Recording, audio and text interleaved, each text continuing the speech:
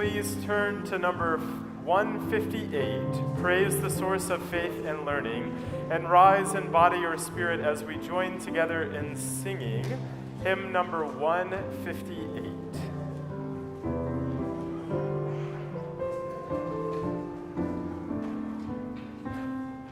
And I will add, as a special note, number 158 comes from UUAA's own former music director, Bill Albright, and was composed for the 125th anniversary of this congregation. Let us join together in singing.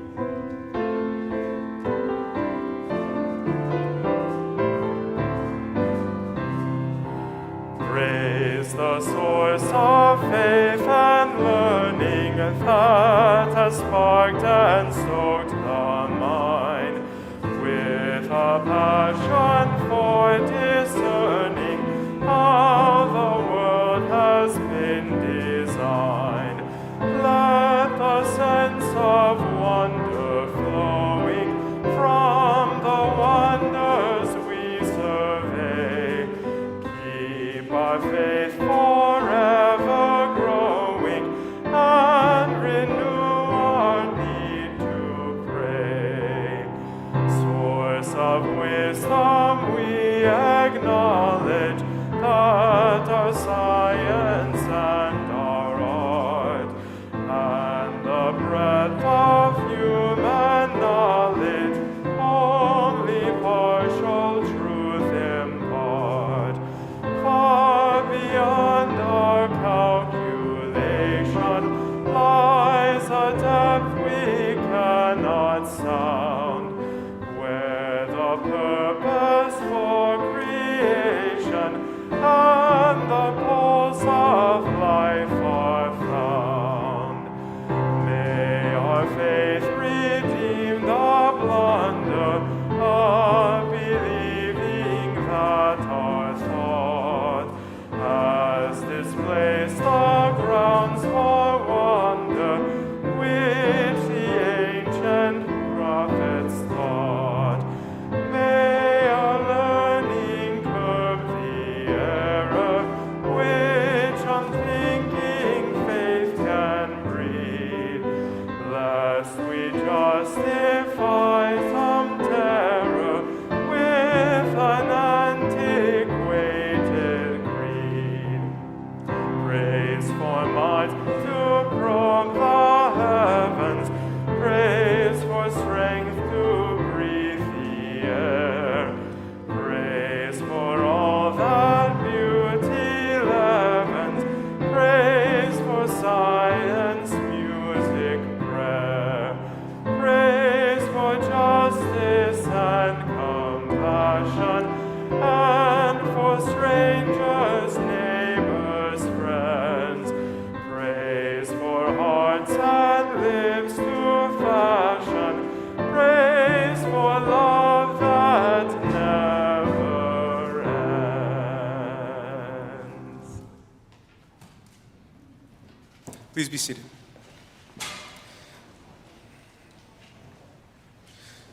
The words of the Reverend Richard Gilbert.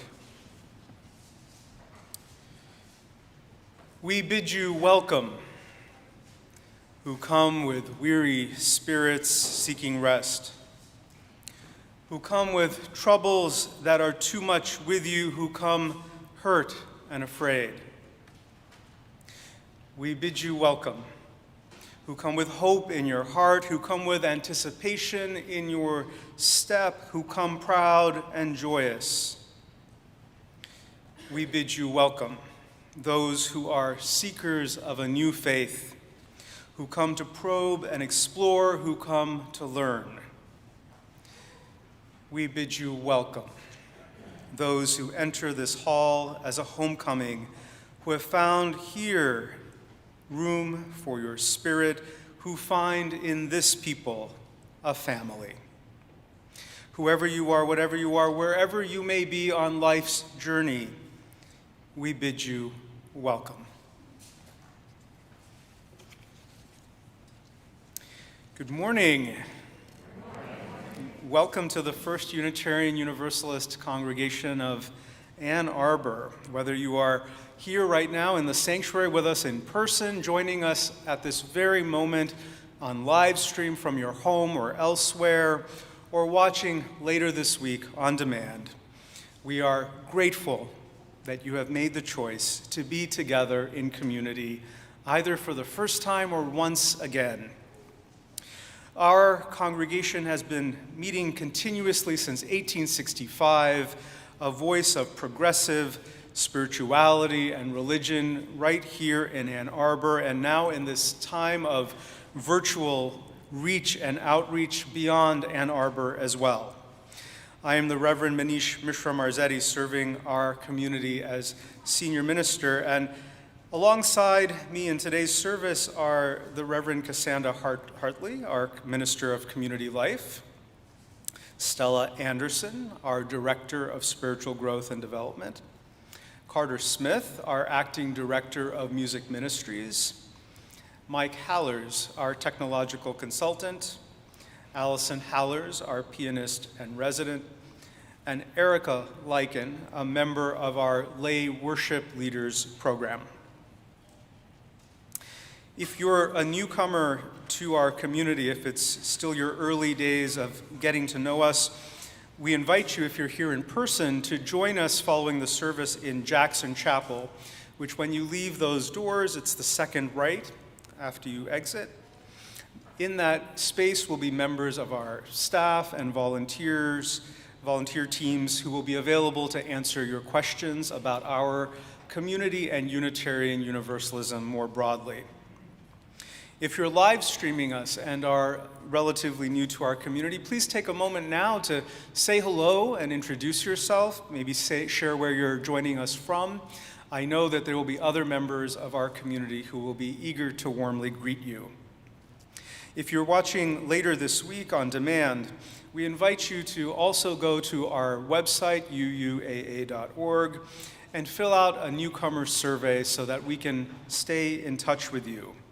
In addition, any member of our staff team would be delighted to hear from you and connect with you, including our coordinator of Welcoming Ministries, Hannah Hotchkiss. This Sunday, we focus on the topic of challenged or banned books, challenging books in our libraries, public libraries, school libraries, is the legal process that leads to a book getting banned. Just this past Friday, The Guardian, one of the headlines in The Guardian was, quote, "U.S. libraries face an unprecedented effort to ban books on race and gender." 2021 had seen the highest number of challenges and banning of books in our public libraries and school libraries in the history of this country. And 2022 is already well on pace to exceed what occurred in 2021. Almost always the books being targeted are books on the topics of racial justice, sexual orientation, or gender identity. In your electronic order of service, there is a link to the American Library Association's press release that includes the top 10 banned books in the United States. We encourage you to take a look at these books and at the information provided there. In addition, if you're with us in person this morning, copies of that press release are available as you exit the sanctuary. What's occurring at the local level of public libraries and schools is absolutely unprecedented. Armed activists and protesters are attending school board meetings and engaging in tactics of intimidation against superintendents, school principals, librarians, all across this country. People's lives have been threatened. People have been made to feel unsafe. In the spirit of honoring what books in the best of our Unitarian Universalist tradition represent, learning and wisdom, the American Library Association has designated the week ahead under the theme, Books Unite Us, Censorship Divides Us. It's in that spirit that our reflections this morning will deepen as we examine several of the books that are on the top 10 banned list. In that spirit of justice and greater equity that we Unitarian Universalists are so deeply committed to, I want to share with you two important upcoming events. This Wednesday, September 21st at noon, there'll be a rally for equality at our state capitol in Lansing, taking place at noon. It is sponsored by many partner organizations of ours as a congregation, Inclusive Justice of Michigan, Michigan Equality, amongst others, and our congregation is a co-sponsor of this rally as well.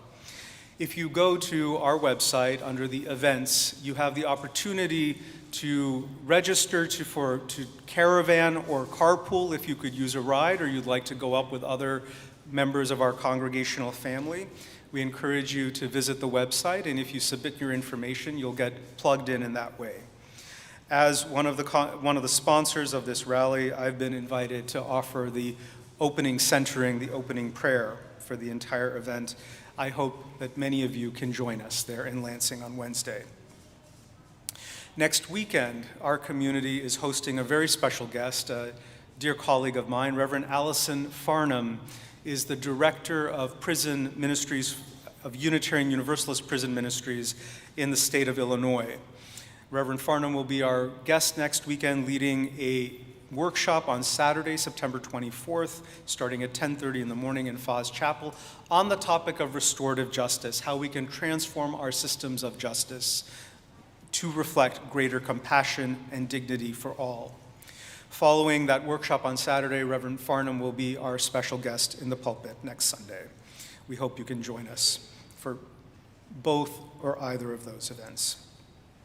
Now I invite you to find a place of deeper stillness in your hearts as we move more deeply together into our time of shared reflection, centering, and worship.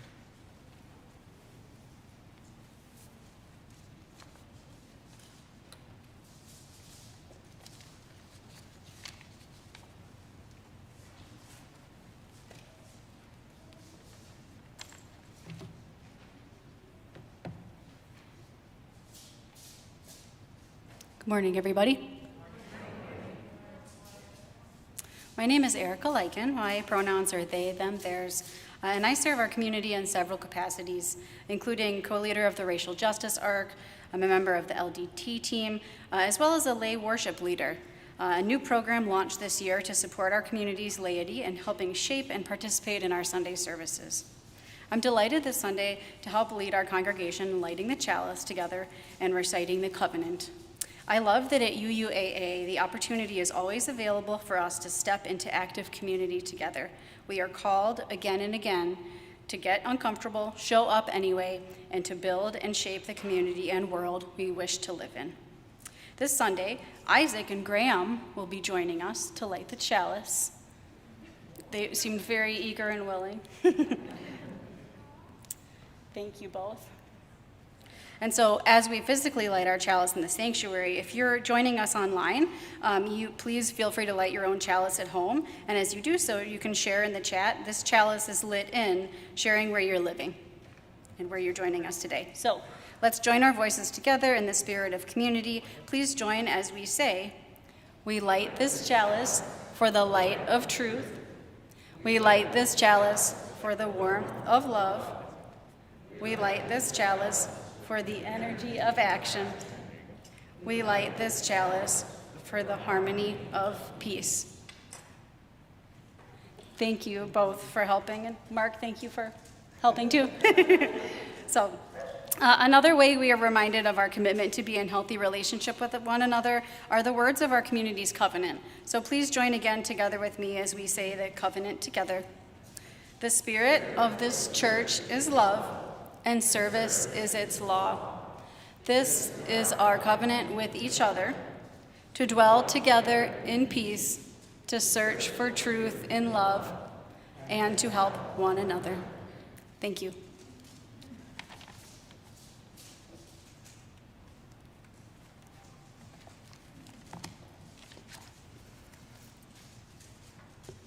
Good morning. On this Sunday, as we celebrate our teachers and lift up banned books, I am thrilled to share a story for all ages about the importance of truth in a world that is drowning in disinformation and misinformation. Before I begin, I do want to give all of you, especially those with the younger kids, a gentle warning that later in the service we will be discussing books with some mature themes and content.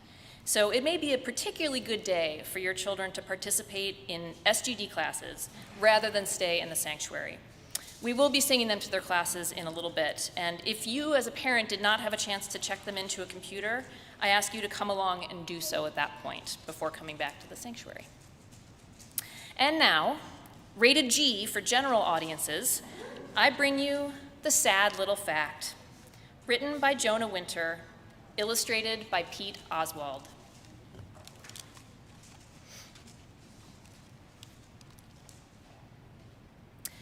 There once was a fact, a little fact, a sad little fact.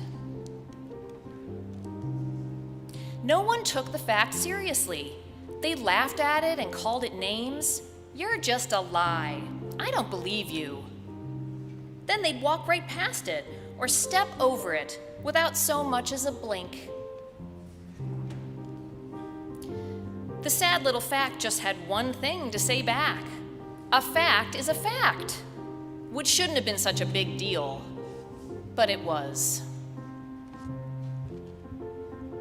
One day, the authorities demanded that the sad little fact admit that it was not a fact, but the sad little fact could not tell a lie, so it refused.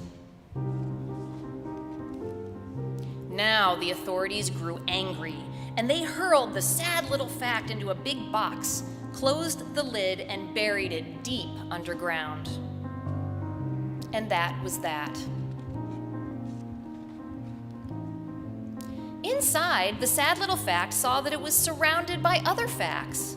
They all introduced themselves. 2 + 2 = 4. A refrigerator is not a moose.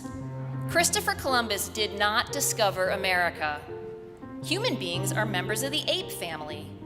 Dinosaurs became extinct 66 million years ago, and so on and so forth. It was a powerful collection of facts. But in time, the facts grew restless. They tired of being in a box and wanted to get out. I think a hole needs to be made, suggested the sad little fact. But how? The facts had no tools. They were just facts. Meanwhile, a bunch of lies created by the authorities were taking over the world outside the box. They too called themselves facts, but they weren't. The world grew dark.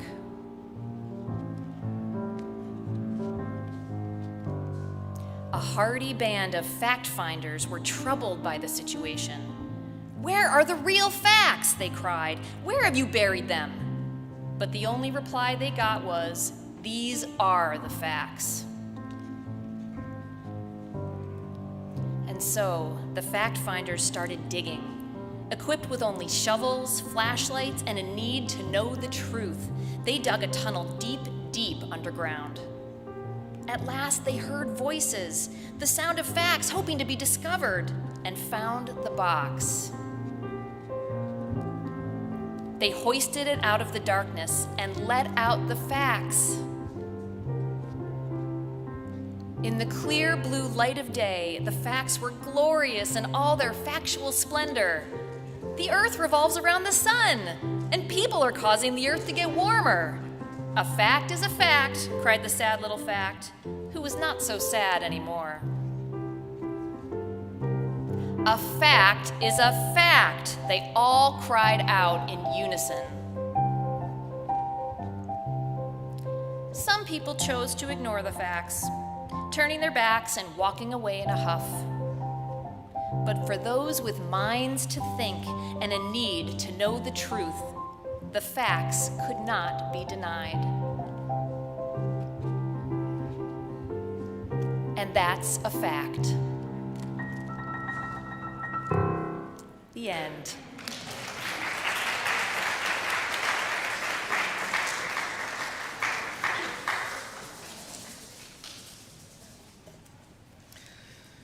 Such a poignant story, one I know that you use, wish wasn't as poignant. As we begin our congregational year, we take a few moments to honor some of those who are serving as volunteers in our community. As many of you know, the vast majority of what happens in any congregational or spiritual community is accomplished by the volunteers, those who show up and lovingly offer their time and service to all of what we are and all of what we are building together. As Reverend Cassie shared last Sunday, on any Sunday morning, 25% of those who are physically here in our building are volunteering in some way, shape, or form to help ensure that all the good things that happen are possible. It's in that spirit I want to invite us into a few minutes of honoring our community's highest elected lay volunteer leaders. That includes the members of our Board of Trustees and the members of our leadership development team, each of whom are elected by the community at large. As we do so, if you are one of these members of the Board of Trustees or the leadership development team and are here in the sanctuary this morning, if you're able to comfortably stand when you hear your name, I would invite you to do so and to remain standing. If standing is not comfortable, feel free to raise your hand. If you're joining us on live stream and you're a member of one of these two teams, please just take a moment to say hello, here I am, and where you're at. In the chat, I'm sure the others there will be eager to also honor you and witness you as one of our community's elected lay leaders. The members of our Board of Trustees in the year ahead include Laura Johnstone, our congregational president, Greg Peterson, our congregational vice president, Corrine Moore, treasurer of the board, Joe Libben, secretary of the board, Enrique Flores-Boss, Jeff Polliner, Kathy McLean, David Cohn, and Glenn Harris. The members of our leadership development team include Janet Calloway, Susan Randall, Erica Lyken, Kim Clugston, and Glenn Harris as board liaison. Let us now offer these lay leaders our blessings and support, and we will do so by my offering a question to the gathered community. Do you join in the spirit of covenant to offer these elected lay leaders your trust, support, love, and care as they undertake the work of their committees on behalf of our entire community? If so, please join your voices together and/or type into the chat the words, "Yes, we do." Yes, we do. Thank you. You may be seated.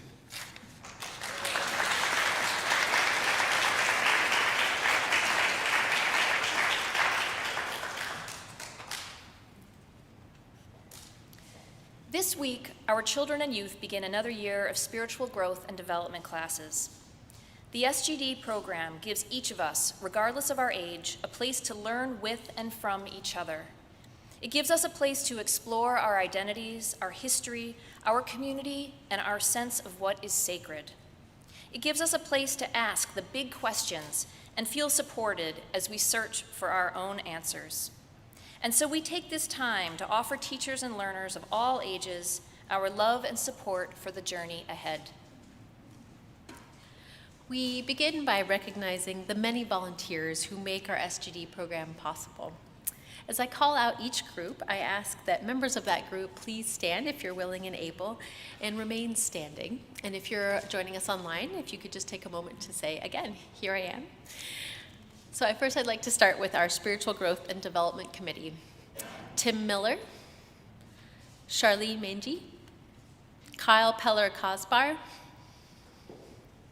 Jennifer Fastile, and Beth Hospoderic. I also invite to stand anyone who is volunteering as a teacher or youth advisor. as well as any SGD support volunteers, including rovers, greeters, and check-in helpers. As we share our gratitude today with those who are giving themselves as helpers and guides in our common journey of faith, we ask that when we point to the congregation, you respond by saying the words on the screens. It is my work. It is our work. Thank you for the gift of your presence. It is important for our children and youth to know that they are cared for, to know that they're part of a larger family, to believe and trust in themselves, to live with compassion, integrity, service, and joy, to know our story, to carry our principles into the world, and to live them in our daily lives. So please join me in saying, it is my work, it is our work. Thank you for the gift of your presence. Let us take a moment now to bless one another with the joyful sound of music shakers and the best wishes they represent as we sing our children and youth to their classes, full of energy, love, and encouragement. So please follow me.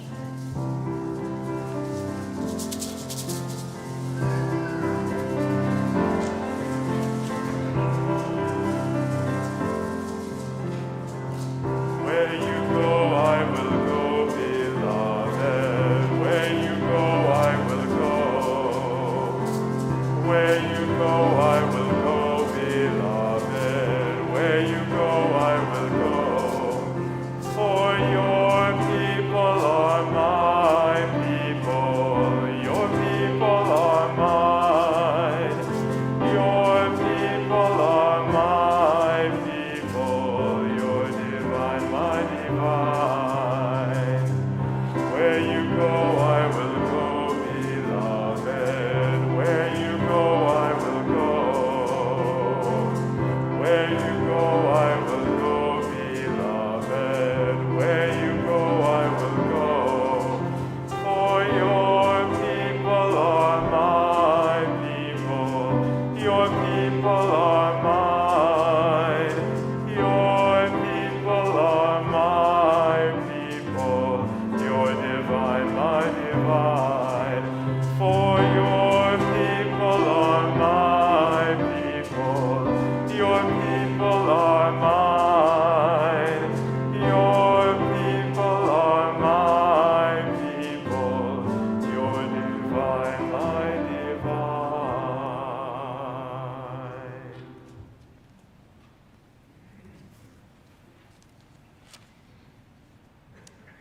Today we have the opportunity to share our collection with Dawn Farm, who for nearly 50 years has provided essential care and recovery to those in need in Washtenaw County.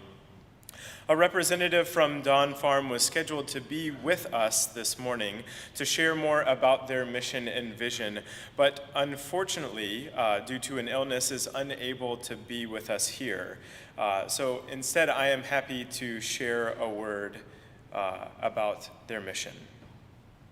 Since 1973, Dawn Farm has met our community's needs with compassion as they provide a place where addicts and alcoholics could go for help, regardless of their drug of choice or their ability to pay for treatment. They offer a continuum of long-term treatment services to help people achieve long-term recovery, including residential treatment, transitional housing, outpatient care, subacute detoxification, and a range of active outreach programs. On any given day, more than 200 people live in a Dawn Farm program, as community integration is at the heart of their mission. Most importantly, Dawn Farm helps people with addictions build a recovery support system that will last long after they have completed treatment. I would encourage you to take a moment now and consider what you are able to give to help Dawn Farm continue their meaningful work in our community. If your gift is a financial one, you may leave checks or cash in the baskets. You can also text UUAA to 73256 and select Share Collection for today's offering. Or you can donate online at uuaa.org/giving. Please give as you are able this morning, knowing that any amount will make a difference in this important work. And now I would invite the ushers to come forward and receive this morning's offering. Thank you for your generosity.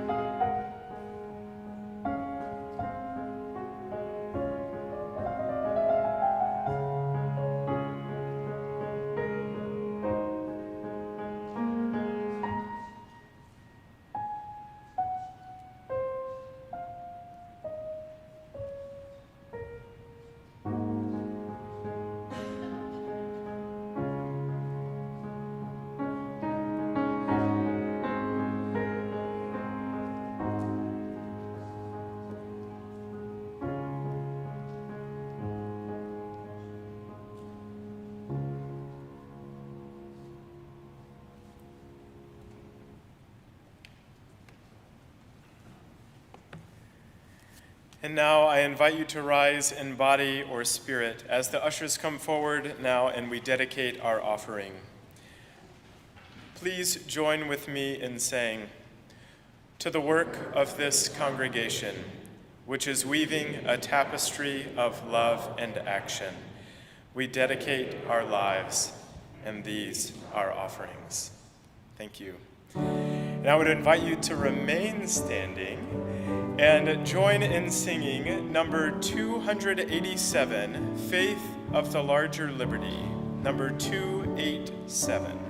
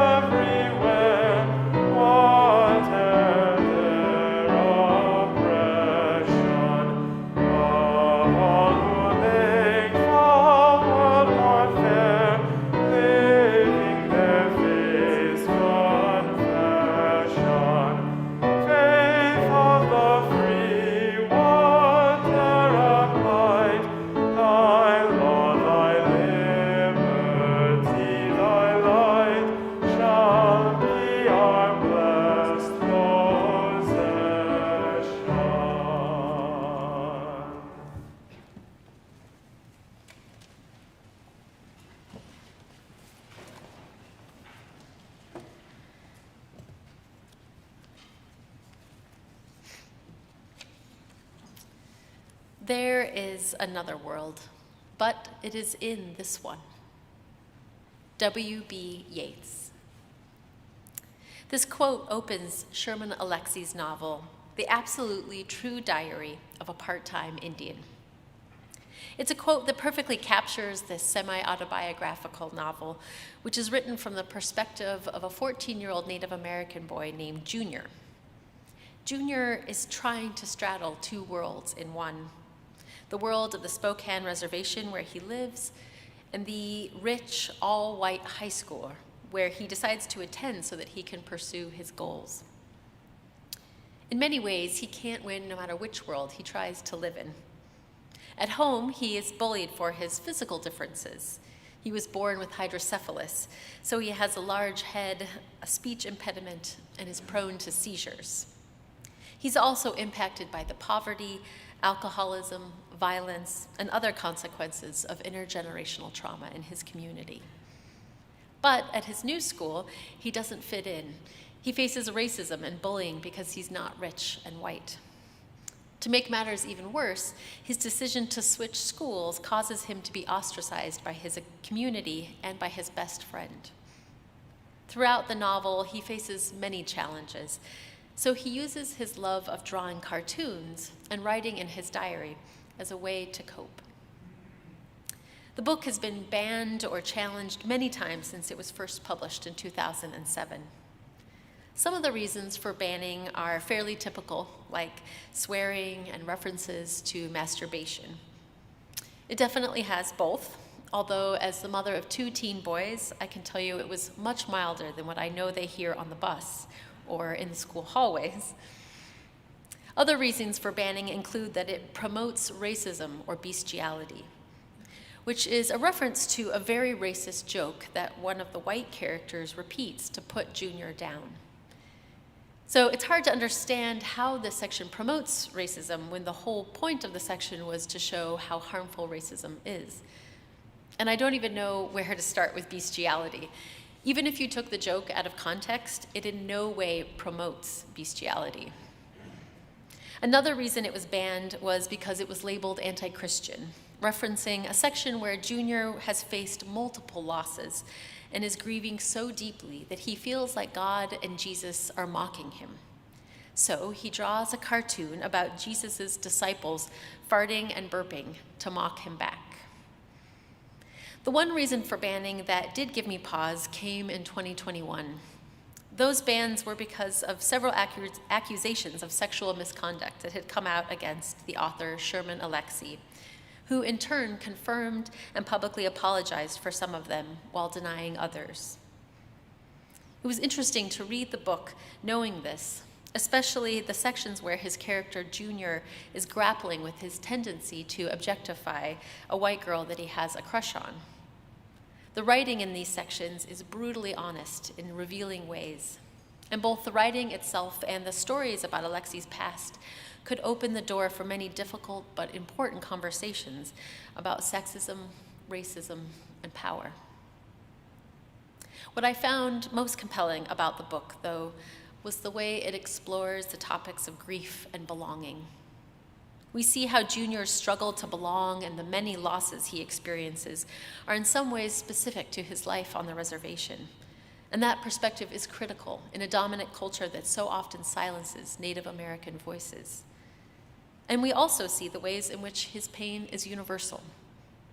For example, in one passage, and this is a spoiler alert, so close your ears if you want to, Junior's grandmother dies unexpectedly. And so in his diary, he writes, "At the hospital, my mother wept and wailed. She'd lost her mother. When anybody, no matter how old they are, loses a parent, I think it hurts the same as if you were only 5 years old, you know? I think all of us are always 5 years old in the presence and absence of our parents." This passage is short and simple, and yet it gets to a deeper truth many of us have felt. Alexie does this again and again throughout the book, capturing profound truths in a single sentence or two. It's a gift when someone can put our experiences into words. It helps us to feel more seen and understood, more connected to all of humanity. It's also a gift when someone can open our eyes to a world that we might not normally get to experience. It helps us to turn a critical eye both inward and outward. We can't unsee what we've seen, and hopefully that motivates us to work harder to dismantle systems of oppression. When these books are banned, these gifts could be lost to another generation. But in many ways, the greatest loss is to the adults. The upcoming generations are often way ahead of us, and we are just trying to catch up. So when a young adult novel makes adults squirm, it's usually a sign that what we really need to do is fight against our own fear, a fear that's trying to keep us small and disconnected. May we win that fight for ourselves and for our children. May it be so.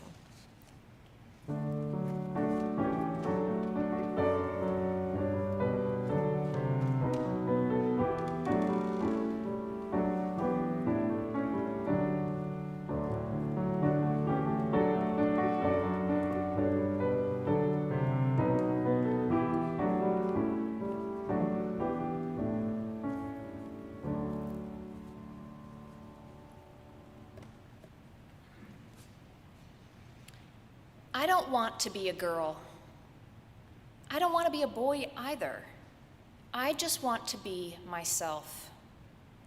So writes Maya Kobabe in the graphic book Genderqueer, a Memoir. Genderqueer is a rich, moving rendering of Maya's journey to identifying as non-binary and asexual. It was the most banned book of 2021, and I'm sure it will be the most banned book of 2022 as well. And it's one that has been prominently featured in various political ads, including here in Michigan, calling educators, librarians, and Democrats groomers and pedophiles. The book contains frank, artful depictions through text and illustrations of masturbation, menstruation, gynecological exams, sexual exploration, and some nudity. Prominent voices in favor of banning this book cite these images, calling them pornographic or obscene. And they claim that it's not the narrative itself that they find objectionable. I call BS on that. Of course it's about the narrative. Genderqueer tells the story of a person that transcends multiple binaries, that deconstructs what it means to be quote-unquote normal, that defies all expectations about sexuality, gender, and how we discover and define our identities. Transcending, deconstructing, defying. What could be more powerful? Don't we aspire to be transcendent, to deconstruct systems of harm, to defy barriers to justice and peace in our world? And yet we know that what sparks inspiration and excitement in some provokes fear and hatred in others. Book bans are driven by fear. Fear of change, fear of losing influence, fear of what we don't understand. Maya Kobabe exists and thrives beyond the norms and structures that straight, cis people find comfortable and safe in their exclusivity and simplicity. There are only men and women. Gender is immutable. Sex and sexuality are biological. Trans people don't exist. Femininity and masculinity are clearly defined. How dare anyone challenge the way things are? The status quo is just fine, thank you very much. But we know the truth. Queer has always been here, and pretending otherwise cannot change that fact. Moral panic is hardly a new phenomenon. When I was a teacher, I taught a lesson on how the Cold War affected the domestic front, using a short film that I first saw in an episode of Mystery Science Theater 3000, of all places. It's called A Date with My Family, and it has very strong Leave It to Beaver or Pleasantville vibes. I strongly encourage you to find it on YouTube. It's worth your time. Picture the perfect home with the perfect nuclear family, each member playing their prescribed role to perfection. They engage in light, pleasant conversation.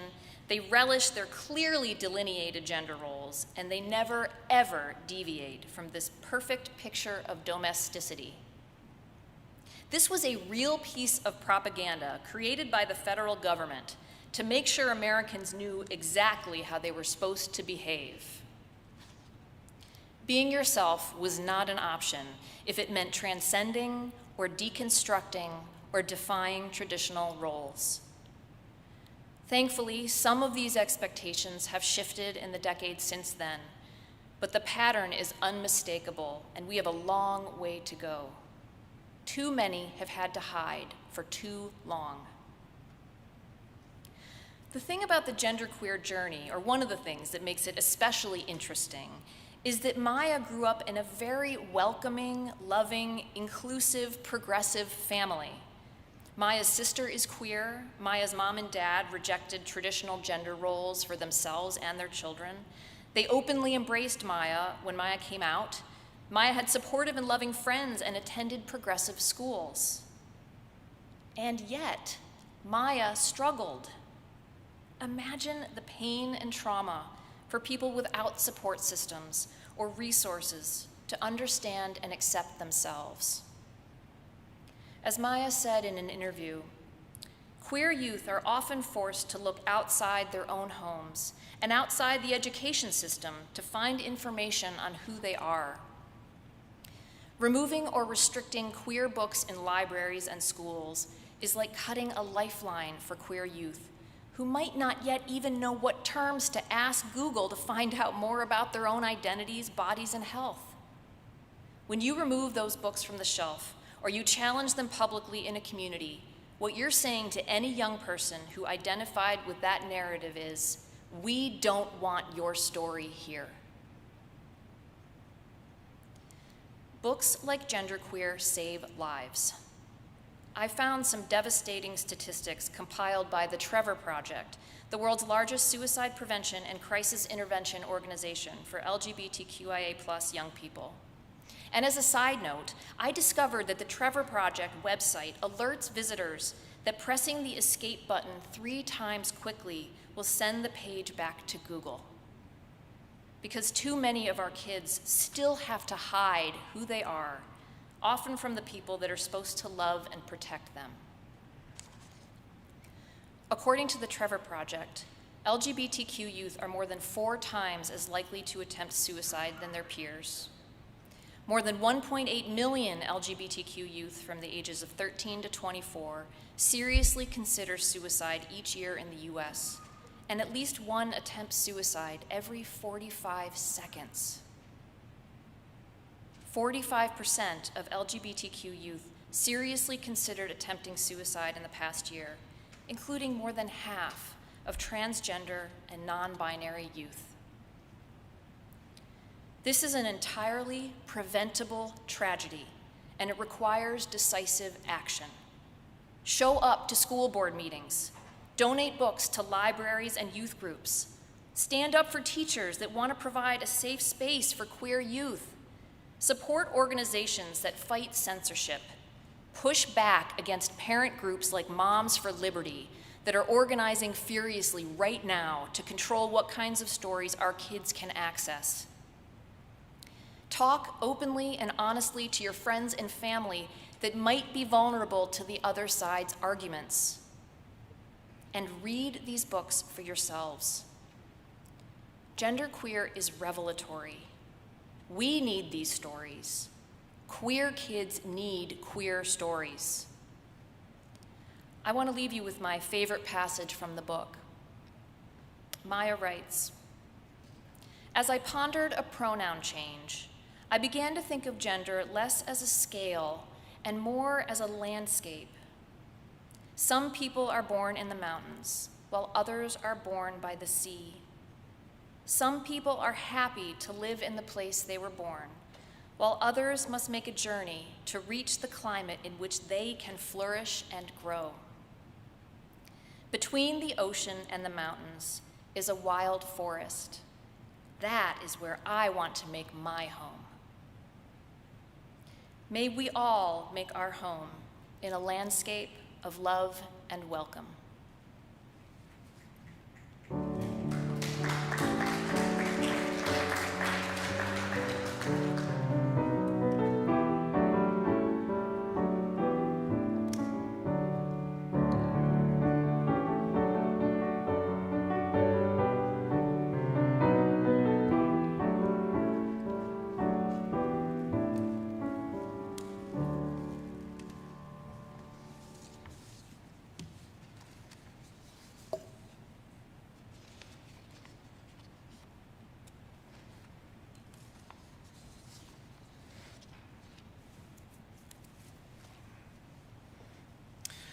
Thank you, Cassie and Stella, for those moving reflections.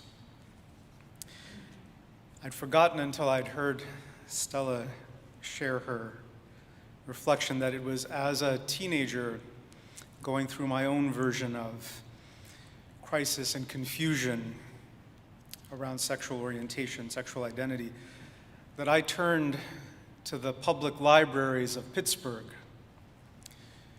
to learn what homosexuality is, what being gay might be.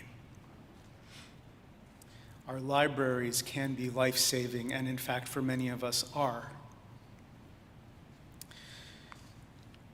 Sherman Alexie, Maya Kobabe. I'd like to add to our list Angie Thomas, who in 2017 published The Hate You Give.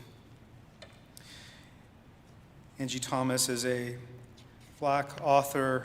The book is a novel, writing in which the experience of being a young adult, a Black young adult, and encountering law enforcement is explored. The main character is named Star, and she, in the opening passages of the book, is on an evening, weekend night trip with her childhood friend Khalil when the two of them are pulled over by law enforcement. The passages I'm going to share with you are take place just as they're being pulled over. When I was 12, Star reflects as this pullover is happening, my parents had two talks with me. One was the usual one about the birds and the bees. The other talk was about what to do if a cop stopped me. Mama fussed and told Daddy I was too young for all that. He argued that I wasn't too young to get arrested or shot. Star, he said, you do whatever they tell you to do. Keep your hands visible. Don't make any sudden moves. Only speak when they speak to you. Khalil turns off the ignition. Wonder what this fool wants. The officer parks and puts his brights on. I remember something else that Daddy said. If you're with somebody, you better hope they don't have nothing on them, or both of y'all are going down. Khalil, I said, you don't have anything in the car, do you? He watches the cop in his side mirror. Nah. The officer approaches the driver's door and taps the window. License, registration, proof of insurance. Khalil breaks a rule. He doesn't do what the cop wants. What you pull us over for? License, registration, proof of insurance. Khalil groans and takes out his wallet. My heart is pounding loudly. Daddy's instructions echo in my head. Get a good look at the cop's face. If you can remember his badge number, that's even better. I make out the numbers on the officer's badge, 115.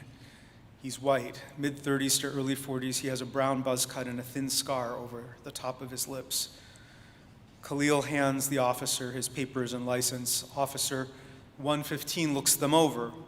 Where are you two coming from tonight? None ya, Khalil says, meaning none of your business. What you pull me over for? Your tail light's broken.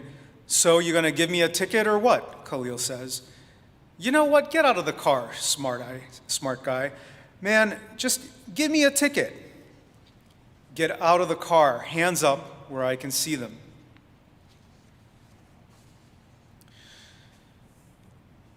As the passage continues, the officer goes to run the license and registration, and as he does so, with his back turned to Khalil and Star, Khalil bends and moves, going through the window to try and check on Star and see how she's doing. The movement startles the officer, who immediately shoots Khalil. Khalil dies at the scene. This book, The Hate You Give, with this opening context of the Black community's struggles with law enforcement, goes on to give a very heartfelt look at the PTSD that the main character, Star, experiences at the hands of firsthand watching her childhood best friend murdered in front of her eyes. What is that like? What does that do to you? The sleepless nights, the waking up in terror. Not just her, but it is a tragedy, it is a trauma that is inflicted on the whole community in which these two children grew up. And the book explores that. What does it mean for the entire community to be confronted with a life-altering trauma? As that theme of trauma is explored in heartfelt detail, you also see the struggles of a community that has to turn to the same justice structures and enforcement system that rendered the trauma for justice, and not finding it at any turn. In 2022, what I'm telling you may seem less surprising. We have been hearing about this and exploring these realities in great depth, both in our congregation and in our broader culture. But to provide these as a novelization for young adults who may still be learning about the broader systems that they are connected to is deep and powerful. And yet this book has been banned for two main reasons across the nation. Despite 50 weeks on a New York Times bestsellers list and multiple national and international awards, in Katy, Texas, the superintendent of schools banned the book for racially insensitive and vulgar language. What could this be, you might wonder? A black author writing a novel set in black community with all primarily black characters uses the N-word as black folk talking to one another at some point in time in the discourse. The white superintendent of Katy, Texas is more concerned about this than their own black community members. In Charleston, South Carolina, the Fraternal Order of Police, the president of the Fraternal Order of Police, called for this book to be banned. Why? Because it promotes distrust of the police, and quote, "We've got to put a stop to that."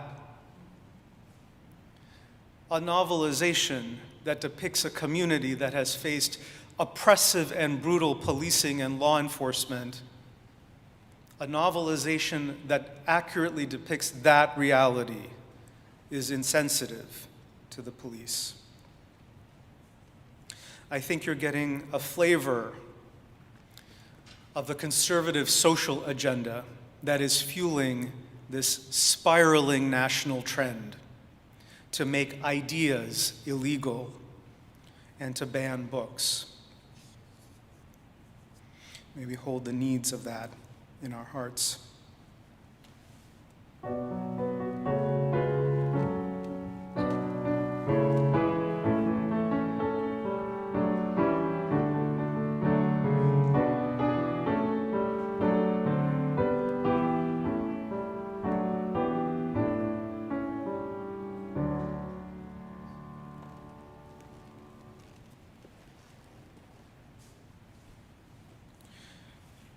As we begin to move forth from this time together today, I want to share with you some thoughts on the nature of what we're talking about, which is literature, novels, poetry, superb pieces of nonfiction. What we're talking about are literature and works of art that spark something inside you. These works touch you, they shift you, they stay with you. And the most powerful ones in doing that, touching you, shifting you, staying with you, they either immediately or over time even transform you. We Unitarian Universalists are not afraid of such sparks. We are, after all, the people who light a chalice week after week with a flame that represents that very spark of wisdom and beauty that resides within each and every one of us, the thing that we're trying to get in deeper contact with, in touch with, live in alignment with, and then coming together in community, seeking to find a greater sense of wisdom and beauty and meaning collectively, that larger spark. We're not afraid of sparks. We never have been. The sparks are not the problem. The fear is the problem. And we know, often it takes us some time and distance, but we know how ugly and twisted fear at the societal level can make us as a nation. Those of us who lived through 9/11 know all those rapid decisions fueling international interventions and war and conflict that lasted 20 plus years, driven entirely by a society that was deeply rooted in anger and fear, earned us no goodwill in those impacted communities and nations on the other side of it. But what did occur? Even as all that played out over 20 plus years, billions and billions of dollars of profiteering at the hands of an industrial military complex that fueled what? Surveillance technologies, incarceration and the privatization of such, armaments, the sale, distribution, normalization of militarization, not just overseas, but domestically, domestic policing becoming militarized. In that same time period, there were people benefiting from the fact that we were so afraid. Entire industries, entire political philosophies benefiting from the fact that we were afraid. So I ask you, even as we now know that we must commit ourselves as social justice activists to yet another societal need, one that we won't turn our backs from, one that we recognize as matters and is important. What does it mean that we as citizens of this nation are at war with one another in these culture wars that are spiraling out of control and ricocheting fear all around us? What does it mean that we are essentially at war with one another as citizens? Who is benefiting?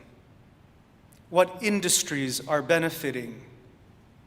I promise you there are people and industries that are. So even as we know we must work on the very tangible, specific need, yet another justice need, don't lose sight of the big picture, because there are things that are far more broken than the immediate specific symptoms, many of which we are seeing. There are people that want us arguing with one another, fighting one another, hating one another, so scared of one another, while they go off and profiteer and their self-interests are looked out for just fine. The spark is not the problem. The fear is the problem. And even while that is the national thing, that is the bigger thing, let's bring it down to a practical level for just a moment.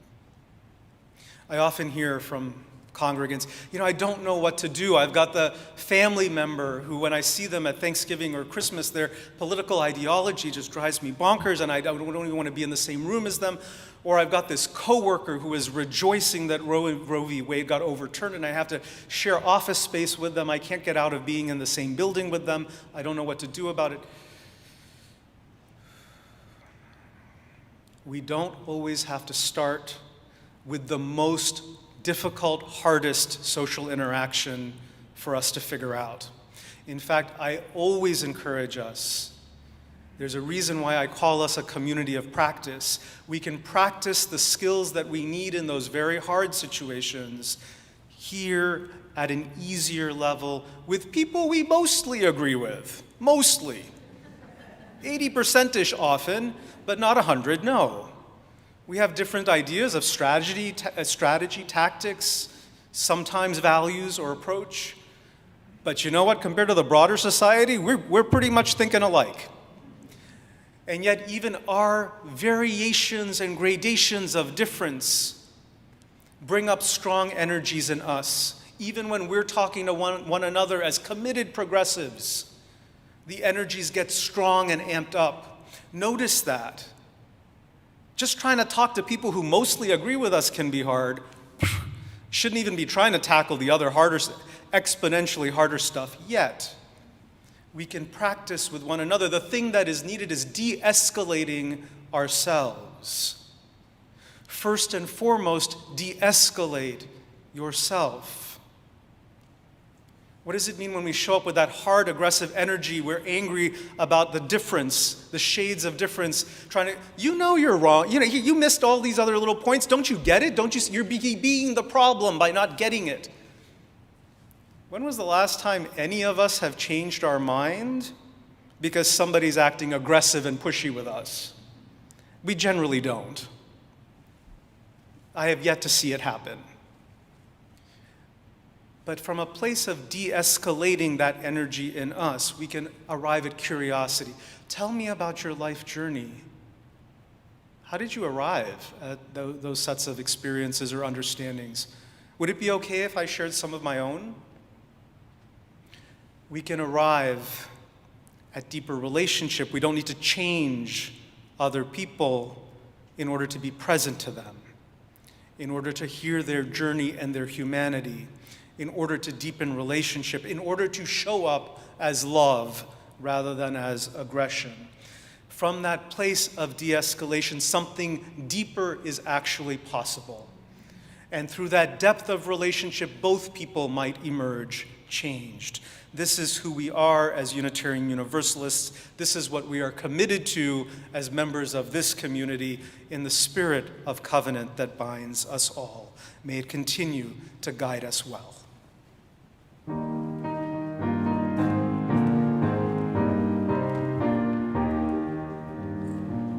I would invite you to turn to number 298. Wake now my senses.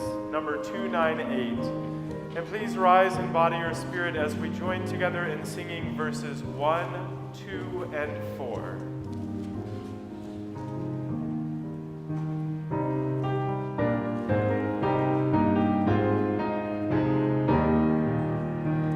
Wake now my senses and hear the earth call. Feel the deep power of being in awe. Keep with the web of creation your vow. Giving, receiving, as love shows us how. Wake now my reason, reach out to the new. Join with each pilgrim whose quest for the truth. Honor the beauty and wisdom of time. Suffer thy limit and praise the sublime. Wake now my conscience with justice thy guide. Join with all people whose rights are denied. Take not for granted a privileged place. God's love embraces the whole human race. I invite you to remain standing as we close out our time together today.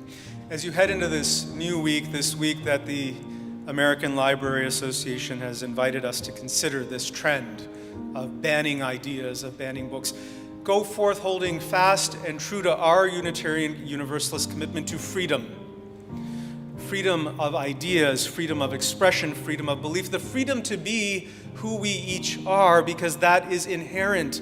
That is a core principle of not just this tradition, this larger tradition that we're a part of, but also this congregational community. Know that that freedom, when expressed with love and care, is liberatory.